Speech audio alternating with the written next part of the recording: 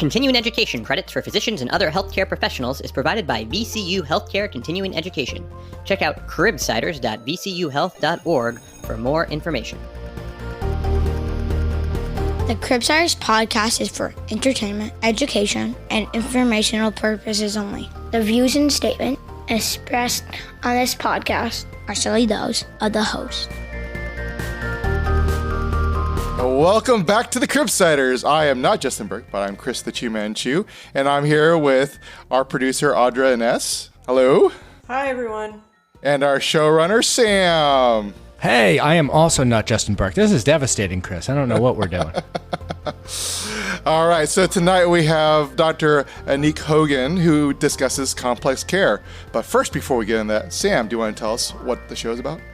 Absolutely. So, we are the Pediatric Medicine Podcast. We interview leading experts in the field to bring clinical pearls, practice-changing knowledge, and answering lingering questions about core topics in pediatric medicine. Tonight we have a wonderful conversation with our guest, Dr. Hogan, who is a complex care general pediatrician at the Children's Hospital of Philadelphia, or CHOP, and an assistant professor of clinical pediatrics at the Perelman School of Medicine at the University of Pennsylvania. She has spent her career at CHOP dedicated to the care of medically complex patients, both in the inpatient and ambulatory settings. She is the medical director of the Inpatient Complex Care Service, the founder and medical director of the CHOP Compass Care Program, the medical director of Care Management, and also the medical director for the CHOP Home Care. She loves creating and improving systems for care of children with medical complexity, teaching about complex care, and caring for these incredible children and their families. Today, she helps us make complex care a little less complex for us by providing her expertise on medical technology and overall approach to providing excellent care for this unique patient population. Let's get into it. Dr. Hogan, thank you so much for coming on our show.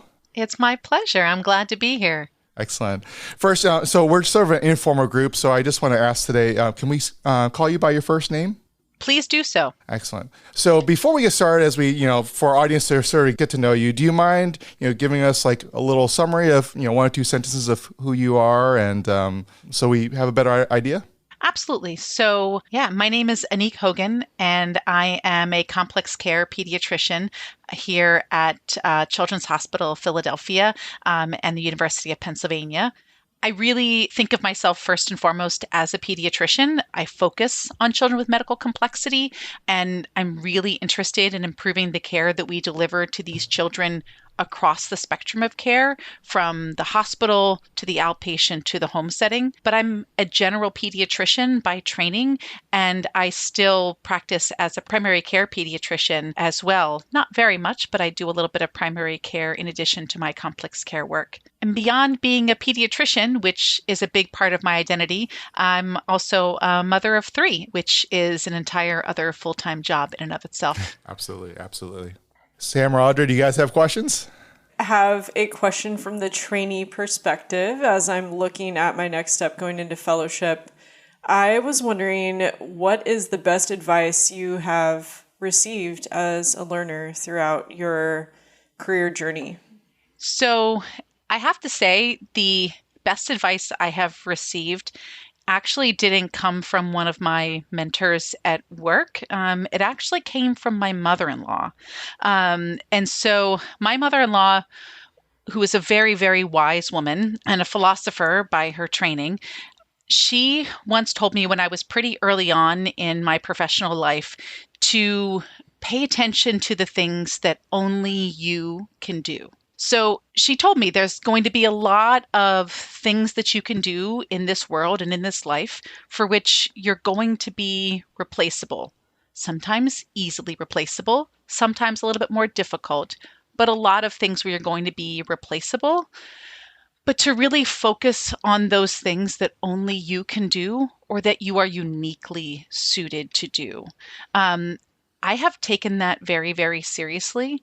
Personally, I think about this in the context of being a parent, and I am the only person who can be the mother to my children. So I take that role very, very seriously. But professionally, when I think about this, I really did try early on in my career to think about the things that would make me uniquely suited to try to pursue this work that I really wanted to do in complex care, particularly because I was so interested in the entire spectrum of these children's journey. And so I bring to that my background in being a hospitalist, in being an outpatient consultant, in being a primary care physician as well, and try to employ that in the work that I'm doing and how I care for my patients and their families. I think I've developed an understanding of what this journey is like, never the same as what the family's experience is, because I can't live that, but I really do try to think about what is it that I can uniquely bring to this work. That's fantastic advice. I appreciate you sharing it. I told you, she is a wise woman. Here's to all the wise mother-in-laws out there. Yeah. I know. I was going to say there's 3 points. There's one, doing the unique pieces, but number 2, the fact of listening to your mother-in-law, which I think is also a large piece of advice that you wouldn't necessarily see coming for everybody here. So that's going to be big with the audience or some people's mother-in-laws. And not to make levity of that, though, it's actually fantastic advice. And then along the lines of what you were saying about complex care, I thought I could ask you. I'm going to go a little off script here, but what do you think got you? If it's okay to ask, what got you into complex care? How did you go from being a hospitalist or a primary care trained pediatrician to actually seeing patients mostly with complex medical needs? So towards the end of my training, I was really trying to figure out what it was that I wanted to do. And I found that I liked a lot of the different rotations that I was doing, but I was really, really drawn to very, very complicated issues and problems. I liked complex things. And so I got some great advice from wise senior physicians who were willing to just let me talk through what it was that I really liked doing, what medicine I liked practicing. And I found myself drawn to problems that didn't already have a solution. So I was really attracted to this population of children with medical complexity because they made me think. And the problems that they had were multifactorial. There was so many different variables to consider, but I was really also looking for a practice that would allow me to take care of patients when they were ill in the hospital where things are going pretty quickly, but also have the ability to have longitudinal relationships with patients and families because I can think better about these children when I can get to know them over time. And also because those relationships were really important to me in how I wanted to get fulfillment out of my career. And so when I was starting out, I had exposure to inpatient complex care, but I saw that there was something missing in how we could take some of what we were doing in the hospital and really translate that to the outpatient setting. And so when I was applying for my job, I was applying at my own institution where I'd done my training. And so I knew people there already, which was really helpful.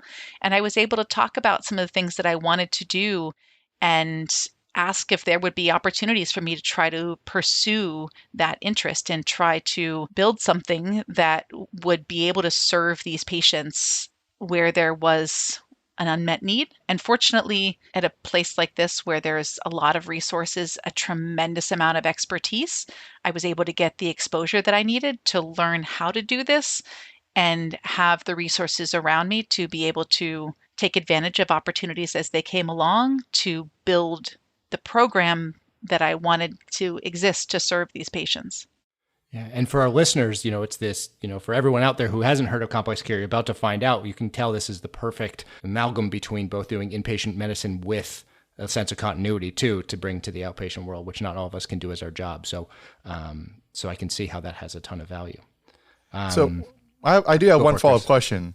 So if someone does listen to this episode and they've never heard of complex care before and they're like, this is like totally for me, like what are the different pathways? Do they have to eke this out for themselves and figure out what's out there? Or are there different ways in which people can become a complex care physician? There are definitely different ways to be able to enter into this path in medicine. There are complex care training programs that have been developed and are continuing to be developed at pediatric programs across the country. But there are also ways that you can enter into this practice really by self-selection, that this is a population with whom you would like to work. And so we are going to talk a little bit more about some of the different types of complex care programs that exist. But you can enter into the field of complex care as a hospitalist. You can enter into this field as a primary care doctor. You can enter into this field as an outpatient consultant or some combination thereof. Awesome. I mean, that's the perfect segue to talking about complex care. So, Audra, do you want to take it away with a case from Kashlak? Sure, I'm happy to. So we have a case today of Shiley. She is a 14-year-old girl, former 25-week gestational age infant with global developmental delay, trach vent dependent for chronic lung disease and pulmonary hypertension, with G-tube for feeding difficulties, hydrocephalus status post VP shunt, spina bifida with neurogenic bladder requiring chronic intermittent cath, complicated by also a history of multi-drug resistant UTIs, vision impairment, and cerebral palsy with baclofen pump for spasticity. She's here in clinic today with her mother and home care nurse for an urgent visit. And they state, I think Shiley has a cold or something. She is just not acting like her usual self. So there's a lot to unpack in this case, but as per the segue, I think a good starting place will just be to define what complex care is as a specialty. When I think about complex care, it's really about taking a global and comprehensive approach to the care for children with medical complexity. So coming at this from the perspective of a generalist, I, in my personal opinion, really feel is the ideal vantage point, because that allows you to not be boxed into any one particular area, but really take this comprehensive approach. So in this population of patients, simple illnesses are rarely simple. Maintaining a baseline in these children is a pretty delicate balance. So when I'm talking with patients and their families, when I'm talking with trainees, I often liken this to keeping a canoe balanced, a very delicate balance. And it's pretty easy to upset this canoe, and then you wind up all wet. And so I really think about when children present with these symptoms, I find it really, really important to ask not only about these symptoms, but to ask about how these symptoms are impacting all of their other organ systems. How is this impacting their functioning overall? So as I kind of alluded to before, complex care providers can see patients in a variety of different settings. So we didn't make it clear in this case, and I actually think that's a good thing, what exactly the setting here is, other than it's an office setting. So sometimes the setting of complex care may be in the primary care space, right? And so we think about that as this patient-centered medical home model. And there's a lot of advantages to a model like that, in the sense that it does provide this medical home and this sort of one-stop shopping for patients and families. But sometimes complex care can be delivered in an outpatient consultative space as well. And in that case, the complex care physician is supporting not only the patient and family, but all of the specialty providers on the care team, as well as the primary care practice, in facilitating communication, in helping to keep everyone on the same page in the care of these children. And there's not one right way to do that. It's really important to recognize that different patients and families have different needs. And so it's really helpful to have different models to meet the different needs of these patients. And then some complex care programs have an inpatient arm, and some may actually only exist in the inpatient setting. So in the inpatient setting, they may be a primary complex care service, or they may be a consultative complex care service. I will say that we're pretty fortunate at CHOP that we do have all of these models in place. We have primary care, patient-centered medical home models with complex care expertise. We have our consultative ambulatory complex care. We have inpatient consultative complex care, and we have inpatient primary complex care teams. And that's by design so that we can try to meet the needs of these patients wherever they are encountering care in our system. I love that analogy. I feel like that is going to go into our infographic and show notes. So you mentioned all these different models, including the patient-centered medical home. So can you give us an idea of what members of the multidisciplinary team may come from? Like what specialties or other services are involved in the care of these patients? So when you're talking about the care team for children with medical complexity, it's important to think about different aspects of the team. So on the one hand, you have the complex care team, right? And this is truly a multidisciplinary team. So it's going to be comprised of physicians, advanced practice providers, nurses, social work. Often you'll have community health workers, you may have dietitians, you may have other administrative supports because there's so much administrative work that may be at play there. You may have therapists, you may have pharmacists. So there's a lot of different roles there that can be part of the complex care team, or they could be also part of the broader care team for this patient. And defining that care team is really important because that care team is inclusive of the primary care providers, the consulting providers, the therapists. And within that team, that's how you can then think about ownership and continuity around this myriad of medical problems that these patients are facing. So kind of on that note of thinking holistically about the patient and taking ownership over the patient's care. So when a patient like this presents to you in clinic, especially for an urgent visit, how do you go about approaching your history and physical, and what sorts of questions do you start your interview with?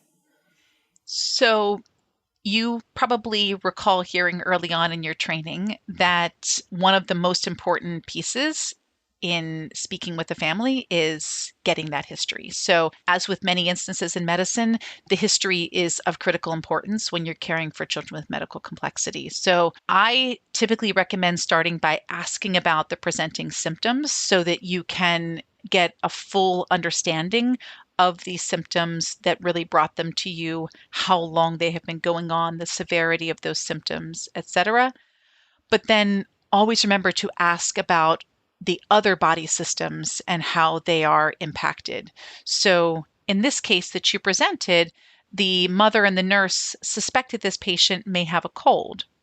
So you're of course going to ask them about respiratory symptoms that this patient may have. And you'll also want to know how far has this patient deviated from her baseline. You will then want to know about how this has impacted her other body systems. So, for example, respiratory illnesses and GI symptoms often go hand in hand. So whenever a patient presents with respiratory symptoms, I'm going to ask all about that, but you want to make sure you ask about the GI symptoms. How is their feeding tolerance? How is this impacting their reflux? How is this impacting their bowel movements and their stooling patterns? So you can see that certain patterns will exist, that they will go hand in hand, but I'm really going to ask that about all of the other organ systems. So children with medical complexity really make you use your review of system skills as part of the HPI. Finally, though, this patient has a pretty high degree of technology dependence. So you're going to want to include questions about this technology in the history. So when a parent or a caregiver of a child with medical complexity presents to me with this concern of, I don't know, my child just isn't right, I take that very, very seriously. That actually really gets my attention in a big way because you don't want to get anchored to any one particular diagnosis. Even though they may have said, I think she may have a cold, you don't really want to get anchored around URI symptoms. you have to consider the other etiologies that may be at play, whether it be other types of infections or some complication related to her technology, such as an issue with the shunt or with the baclofen pump. And then finally, when I'm doing the history, I will ask the caregivers or the family whether their child has had similar symptoms to this in the past. So you mentioned this child is 14 years old. So she's had a long time to have had many complications over her life. And so the likelihood of having similar symptoms to this is pretty high. And so even when parents can't quite put their finger on exactly what it is that they may be concerned about, they often can recall similar times where their child may have looked this way, and they can talk to you about what was going on at that time. How is this different, or how is this the same as before? What is it that this is making that parent think about? I just had a quick follow-up question to some of that. And it's fantastic, right? It sounds like we need to really do our review of systems, number one. History is always the most important, and that's where you're going to find anything, and this is going to come from the caregivers. But, this girl's 14, so she probably has worked through the system. But if you were younger, often patients think that their doctors know everything. Oh, they'll figure it out what's going on. And I sometimes see these patients and I'm like, I have no idea what's going on with your child, and I'm going to try to work through it. But how do you set expectations early for these kids? Because sometimes these kids do things that we've never seen before. I think it's really important to be honest with families that, particularly with a child with medical complexity who has some degree of neurologic impairment and therefore a limited ability to communicate to you, that symptoms can be somewhat vague at the beginning. And so it can be hard to really sort of nail things down to exactly what's going on right away. So I really try to partner with caregivers and families early on and let them know that I really want their help, as I am bringing my medical expertise and my experience in this population to helping to care for their child. But I really want to also leverage their experience and their observations and their knowledge of their child, because there's a lot that they are seeing that I may not be seeing. There's a lot that they know about their children that I may not know. And so that's why asking some of those questions about sort of, has this happened before, can be really helpful. But I think it is really important to be transparent with families and say that, particularly if you are not familiar with this patient and maybe you're seeing them for the first time, say on behalf of a colleague in the office or something else like that, that you can go through and review the record, but it's going to be a pretty deep chart probably. And you want to partner with them as you are working to figure this out, that you're there to listen to them and what they are saying and look for those fine details. One question have that's sort of on the opposite end of this is, you're talking about with the patient we presented here, a very vague-ish type presentation, but the caregiver, the family has had some sort of intuition on what might be going on, but you're trying to keep yourself from having anchoring. I have, in my experience, sometimes come across some of our patients who, some of these children have been medicalized for a long time throughout their lives. And obviously you have family members who want to advocate very strongly for them. And sometimes I feel families may also anchor in one thing and be very adherent to it while you're trying to say, I want to broaden our differential, make sure we don't miss anything. Do you have any advice on how to approach those types of situations? I encounter some of the same things. And when I encounter that, I try to ask the families to see if they can share with me what is it that is driving some of that concern. So what is it they are seeing that is making them concerned about that? Or what experiences did they have in the past that are behind some of that concern? And sometimes it may be that their child had some vague symptoms and it took a while to figure out what the problem was, and their child got really, really sick, and that was really traumatic for them. Sometimes it may be that they're just not able to articulate what it is that they are seeing or that they're worried about in a way that clearly translates into something that we can understand. And so it helps to be able to draw them out to ask, can you tell me a little bit about what is it that you are worried about? And if they say, I'm really, really worried about the shunt, I'm really, really worried about the trach or whatever it may be, can you tell me a little bit more about that? Just keep asking those follow-up questions to try to get at some of what is driving some of that concern. Because also it makes it really clear how invested you are in helping to solve this problem with them. Chris, that was a great question. I was thinking the exact same thing. I was like, this happens a lot. They're like, my last time this happened, my kid, was in the ICU for 7 days, and like, we need to get a chest X-ray and a urine, and we need to do every single thing now. How are we gonna, how are we not gonna do this? And so trying to balance that. And I think, as you said, joining them and siding with them, being like, all right, you tell me, I'm feeling. Like, how are you feeling? Where did that come from? I understand. Oh my God. You tell me as soon as this happens, as soon as they get, as soon as you notice some shortness of breath, just come and find me, and we're going to go do something about it. So then they might feel a little bit bonded in that experience. But yeah, Chris, I was like, yes, that happens to me all the time. So thank you for asking that. I also think it's helpful to ask families about, when I'm doing the history, I will also ask them about the different members of their care team and sort of who is doing what. So who has been managing these different problems, particularly if I'm not one of the people on the care team who has a longitudinal relationship there, so that I can understand who else might I want to reach out to get some more information to help me to figure out what is it that I don't know that may not be readily apparent in this patient's presenting right now. Awesome. So let's, unless Chris or Audrey, you have anything more, let's get some more information. What do you guys think? Yeah. Sounds good. So you move on to your exam and you note that Shiley is less interactive than her usual baseline. She's also febrile to 102 Fahrenheit and has moderate retractions with diminished air movement bilaterally.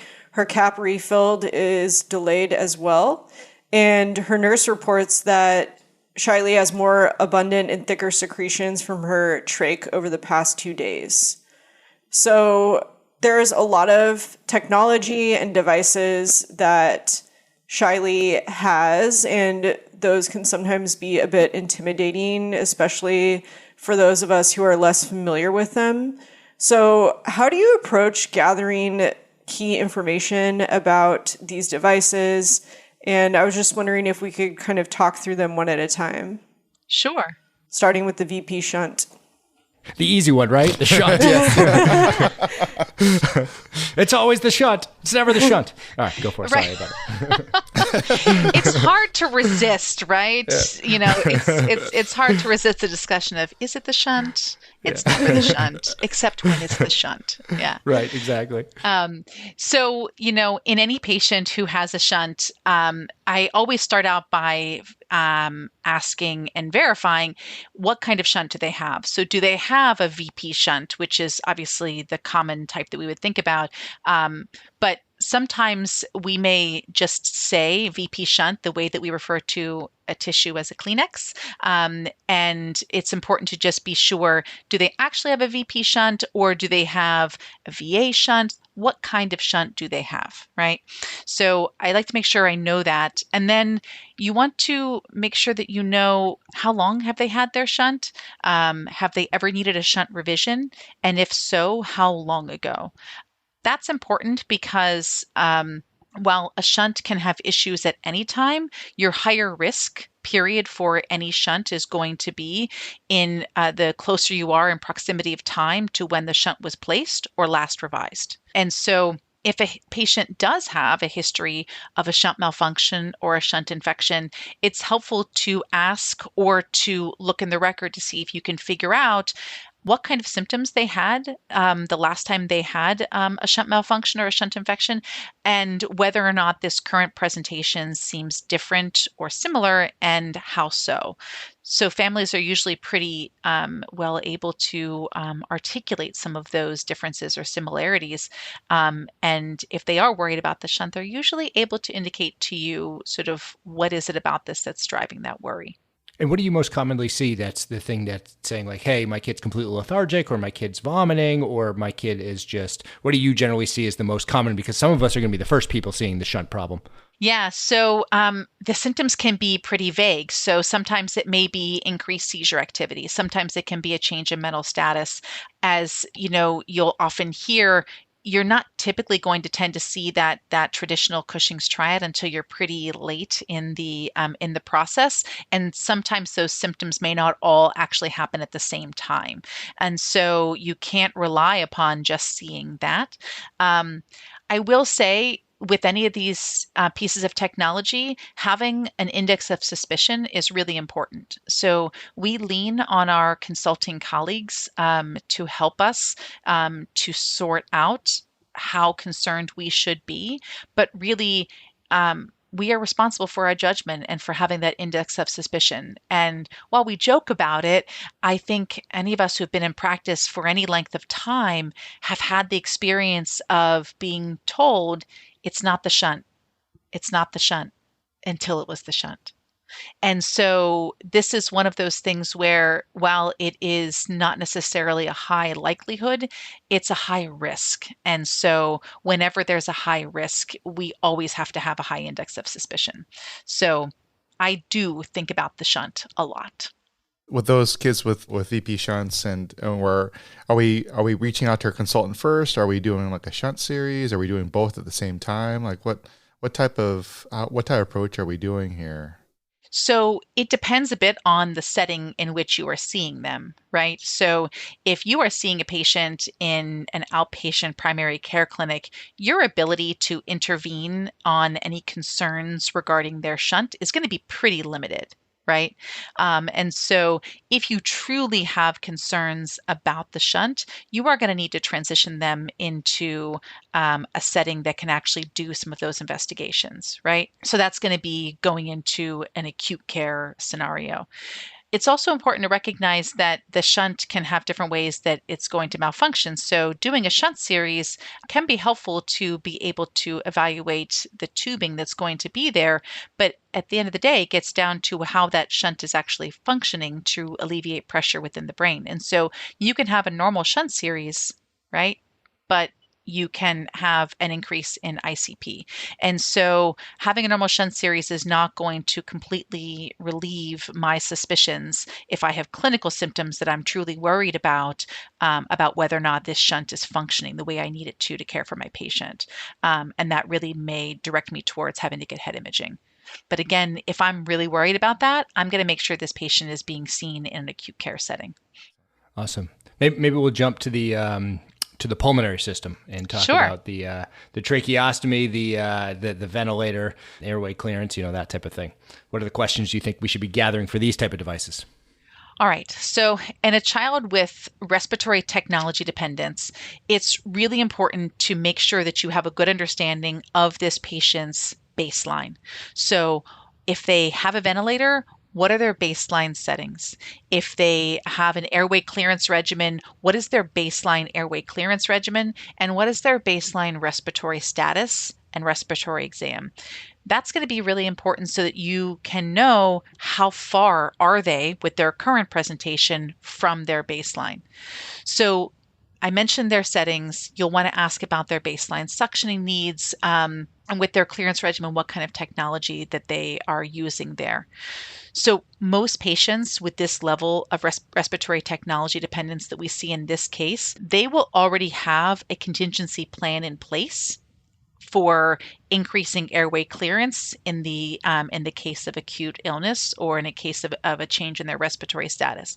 So you'll want to find out, have they already initiated their increased clearance regimen? So for example, their baseline clearance regimen may include a cough assist device, chest PT, something like that, and suctioning done 2, 3, 4 times a day. But they may have an increased airway clearance regimen that goes up to every 4 hours, sometimes every 2 hours. And you'll want to know, have they already initiated that contingency plan? And if so, how long ago did they initiate that? And how did the patient respond to that increased escalation in care? So For children with poor airway clearance, and this is with or without a tracheostomy in place, you'll want to ask about the nature of the secretions and how they have changed. So what's their baseline coloring consistency, and what have you seen change with that? Because that's going to help you to get a little bit more information about what may be going on here. And then I mentioned this earlier, and this applies to all technology, but it's important to know who is the member of the care team that is helping to manage this technology, who has put this plan into place. Have they already been in contact with that care team member? So in this case, it's likely going to be a pulmonologist.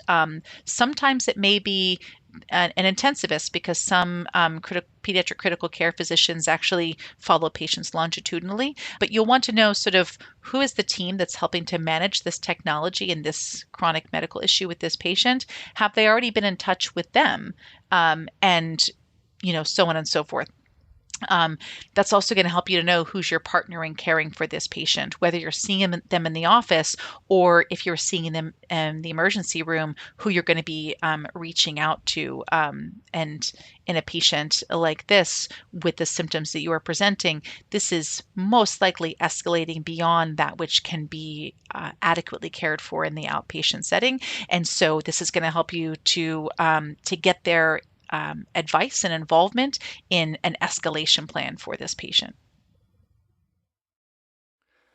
Yeah, I think it's hard to troubleshoot some of these issues, and we'll get into what steps we're going to do in the office in a second, but to troubleshoot some of these issues, depending on your knowledge of some subspecialty medicine, which is okay to know none of it, and it's okay to know some of it, to say, oh, hey, I think you have an obstruction in the trach portion. I can just pop out this trach and put a new one in, and we're good to go. You have to understand, what's going on with the ventilator, what looks like obstructive on a ventilator, what's giving you these symptoms, what you see in a trach. And something I may have been comfortable with that 2 years ago, and now I'm not comfortable this year, or vice versa. So all that to say is, what's the expectation we feel comfortable with some of these things, and what would you like us to learn? Do you want us to learn some of these things, and can you teach us some of these things, or should we be, as you said, we're the multidisciplinary team and we're the quarterback, so we should also be reaching out to some of the subspecialists? Yeah, I think it's really important to remember that as the complex care pediatrician, you can't replace every other specialty that's on the team, right?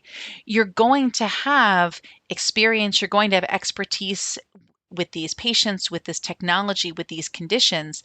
But some people who are going to complex care actually are pulmonologists by their training. They're going to bring a very different skill set to this than someone who is coming into this from a general pediatrics background, right? And that's okay, and that's appropriate. This is a team sport. You are really coming at this with, this is your level of expertise here, and who are your resources that you're tapping into? The emergency room physician who is caring for this patient, they are not replacing the pulmonologist either. They're going to know how to respond in an emergency to make sure they've got a patent airway, that they're keeping this patient breathing and maintaining circulation, but then they're going to know how to phone a friend and tap into these resources. And I think it's just really important to not be intimidated by this thought that you have to be able to replace the pulmonologist and replace the gastroenterologist and replace the ENT surgeon. Who can do all of that? You can't replace the neurologist and all of these things. You're going to partner with them. I wanted to kind of jump off that point, thinking back to the basics. We talked about history and physical, but as we've been going along, I've been trying to think through a framework in my mind of how to approach this. And I was just curious if you use a particular framework, whether it be systems-based, and how you fit the technology in your approach to coming up with a differential. I tend to be systems-based in the way that I think. I do that more so that I try to avoid anchoring on any one particular diagnosis or any one particular etiology. I also try to think about what are the things that are urgent or emergent that I have to make sure that we are addressing first. So it really gets back to, you get to the ABCs first. And this patient, the symptoms that you presented are really raising my concern about the degree of urgency of how to approach this. So I'm going to start out with a global approach of making sure that I'm looking at the ABCs here. And I have worries about this patient because you've already indicated that this patient is not at their respiratory baseline. They're working harder to breathe. They're having increased secretions. Their cap refill is not as good. So I'm worried about what their perfusion is going to be.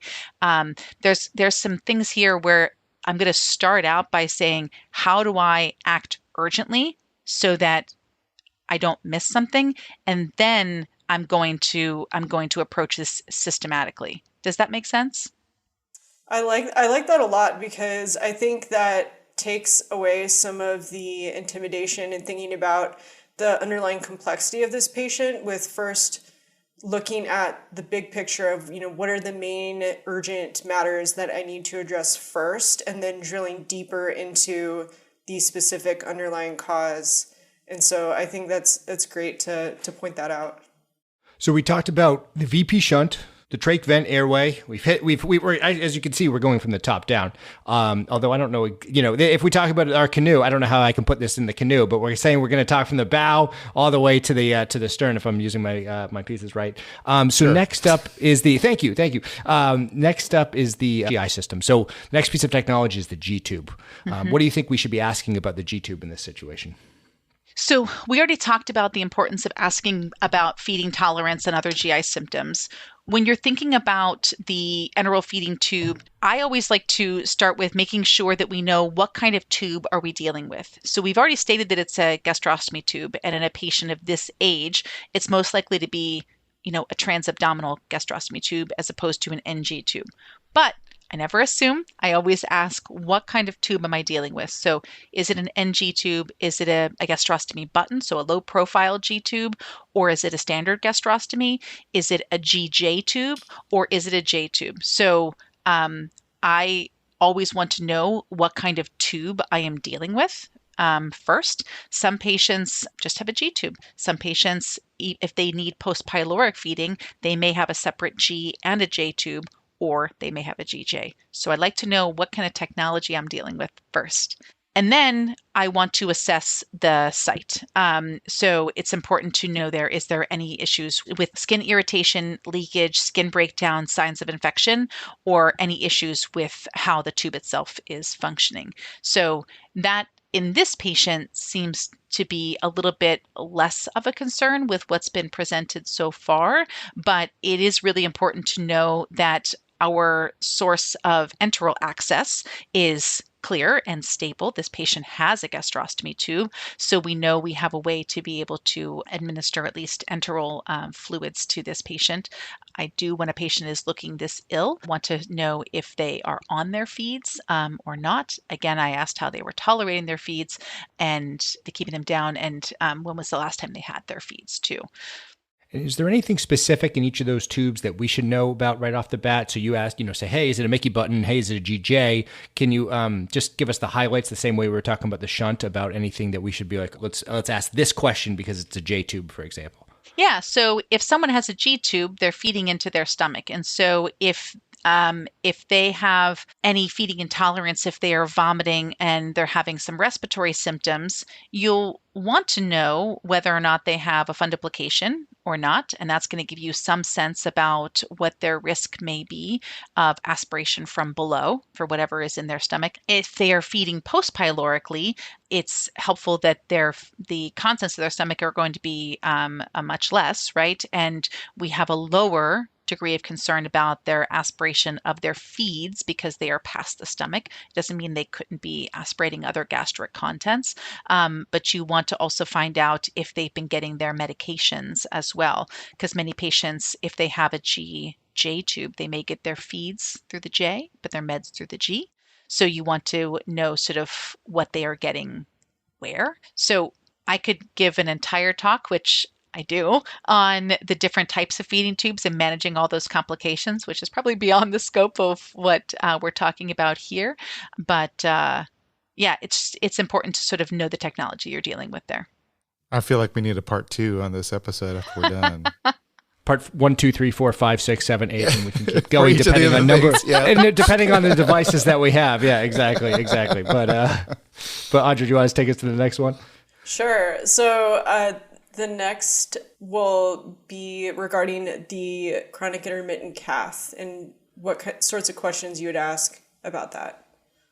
Sure. So for a child who's getting clean intermittent catheterization, you want to know the baseline frequency of catheterization. That's helpful to know, and what kind of output they have been getting. This is going to give you a sense of what that patient's hydration status is like.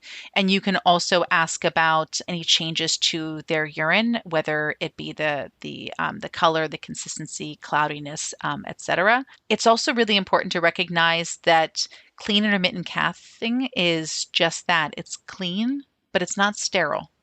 So these patients often start on a CIC regimen because they have urinary retention and a risk of UTI, so as to avoid urinary stasis. But by virtue of getting clean intermittent cathing, they may be at risk of bacterial colonization of their urine. So you want to keep UTI on your differential, but for a patient who is getting clean intermittent cathing, you want to make sure that you can get a UA, but also get a culture, because that colony count is going to be really important in distinguishing between colonization versus infection. The last piece of technology that we want to discuss is the baclofen pump. So for a child with a baclofen pump, it's important to think about malfunctioning not only of the pump, but also of the catheter tubing as well. So when we think about interrogating a baclofen pump, it's not just about the pump itself, but you have to bear in mind what you can do to assess the catheter. So this is particularly important because baclofen withdrawal can be extremely dangerous, and the presenting symptoms of baclofen withdrawal can actually mimic acute infectious illness, including fever, tachycardia, hyper or hypotension, seizures, change of mental status, etc. So that's an important thing to keep on the differential diagnosis. Thank you. So I think we can move along then to thinking about kind of next steps for disposition for Shiley and how you approach return precautions to when you see these patients for well visits in clinics. All right. So just coming back to our case real fast from the beginning. So we've talked about Shiley. So she's 14, has 25-week gestational age infant. She has trach. She's got a VP shunt. She got G-tube. She got a bladder cath, baclofen pump. She's coming in not acting like herself. Mom or caregiver think that she might have a cold, but on the other hand, you just had an exam that had a febrile patient, moderate retractions, some cat refill delay. We've gone through all of the questions that you want to ask. We've gone through all of the systems and how we're going to kind of approach it. So my big question to you is, what are we going to do next? So when you have a patient like this that is presenting to your office, for the most part, these patients are going to be calling in to the office first. And it's important to have protocols in place for your children with medical complexity to be able to ask some of these triaging questions to help to figure out for this family and for this patient's safety where you're going to best be able to take care of this patient. So potentially when this family was calling in to the office, this patient may have looked very different than how they are looking to you now, which may have made it so that it was appropriate to come into the office. But based upon what you're seeing here, you've taken a detailed history, you've got these vital signs, you have your exam findings. This patient is going to need an escalation of her care. And so you are going to need to get this patient to an acute care setting. So getting this patient to the emergency room, because it really does look like this patient is going to need to be admitted. And doing that in a very expedient way is going to be important. So when you are working in an ambulatory space, being aware of what your protocols are to be able to execute that in the office is really, really important. And then again, having a process to be able to help to triage this over the phone. I think it's also just taking one quick step back when you are setting up your practice to be able to take care of these patients and bring them into the office. It's important that you set that up, that you've allowed for the time it takes to be able to see these patients, take that detailed history, and do that assessment. So this is not a patient in a busy primary care practice that you can see in 15 minutes. It's really not going to be feasible to be as comprehensive as you need to be and to give this patient the care that they need and deserve in 15 minutes time.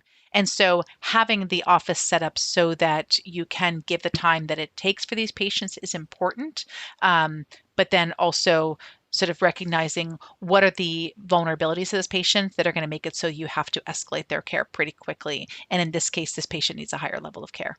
And I have a question about your own personal experience. So this patient, for example, if we say we removed all the vital sign abnormalities, so they weren't, so mom's concerned that she has a cold and she's not acting like herself, but we don't have any of the signs of, hypoperfusion, signs of increased work of breathing.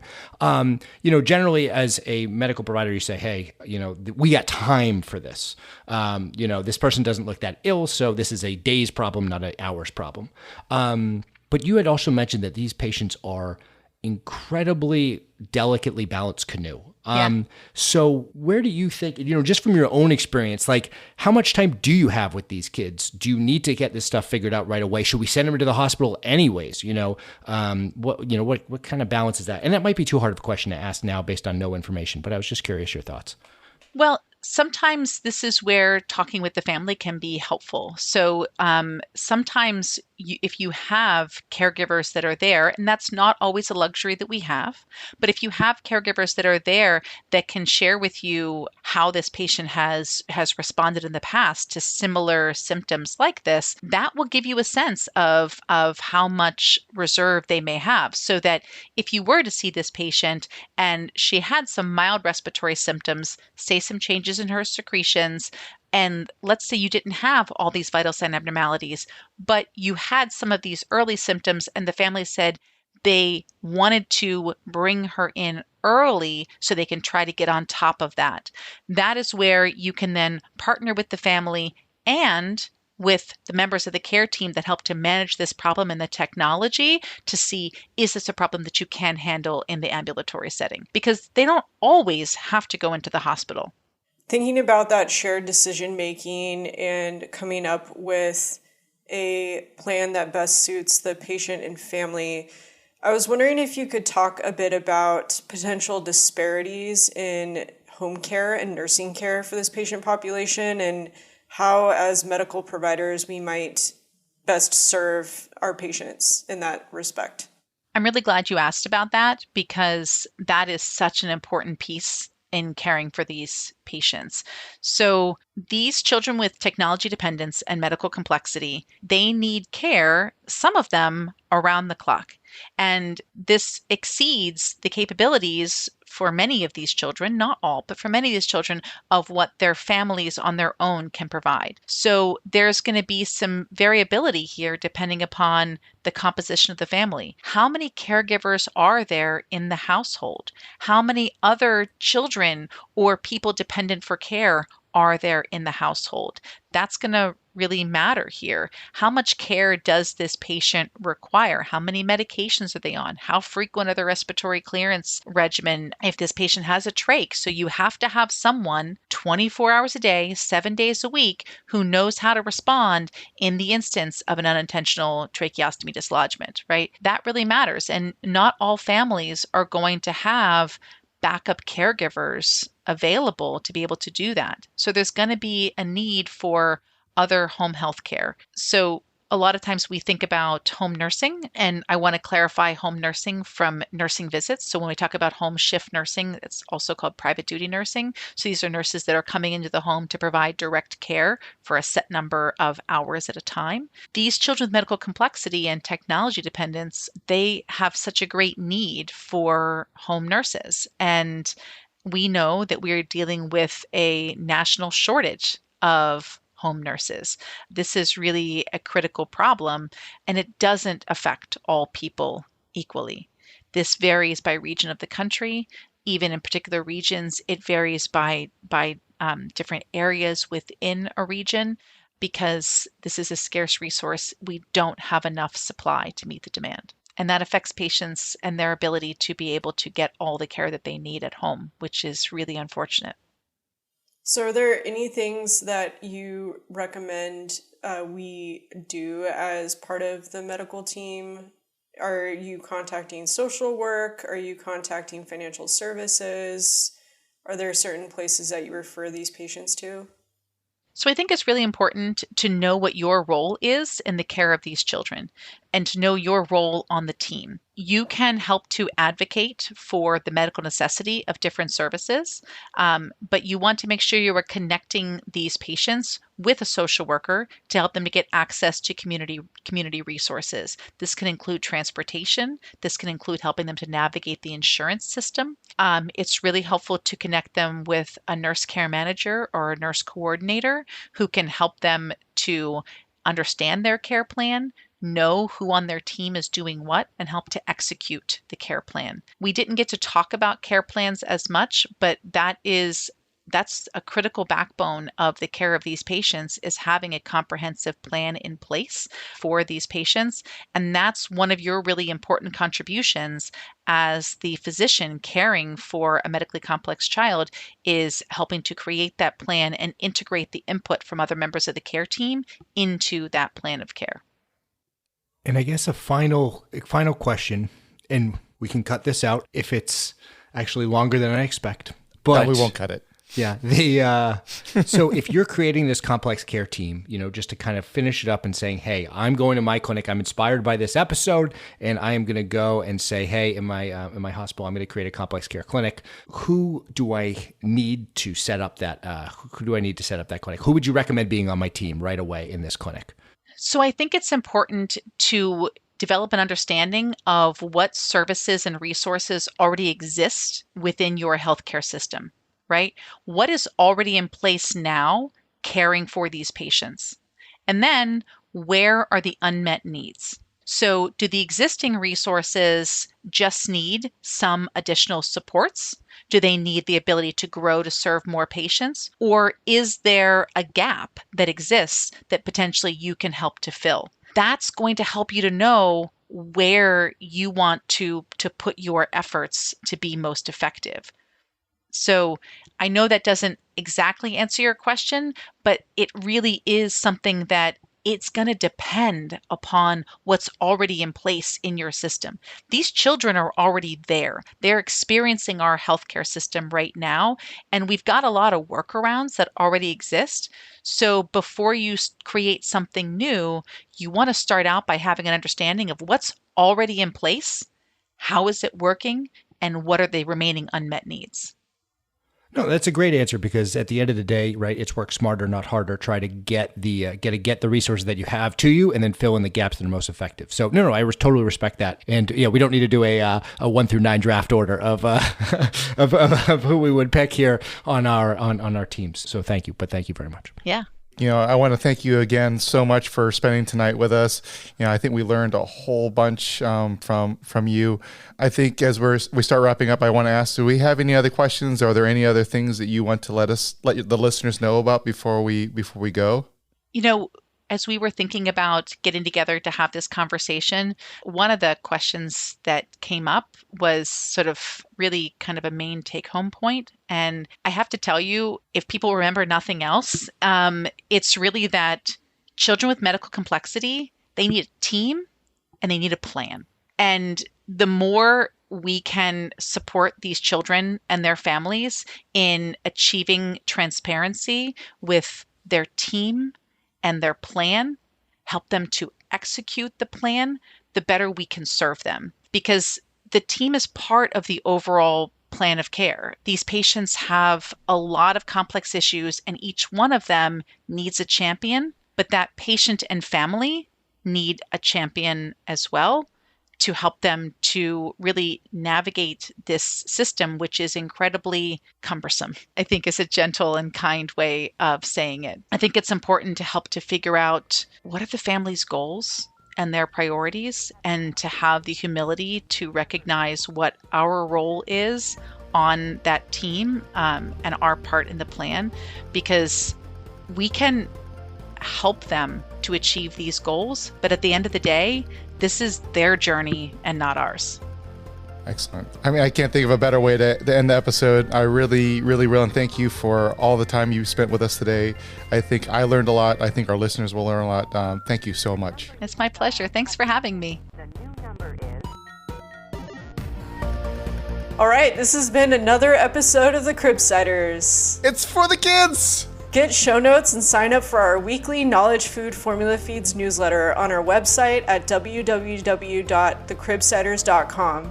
We're committed to providing you with high-value, practice-changing knowledge, and to do that, we need your feedback. So please subscribe, rate, and review the show on Apple Podcasts or contact us at thecribsiders@gmail.com. Special thanks to our producer for this episode, Audra Innes. You know, our real hosts, not me, Justin Burke, but then our wonderful social media team on Twitter, Instagram, and Facebook. I've been Sam Mazer. This has been Audra Innes.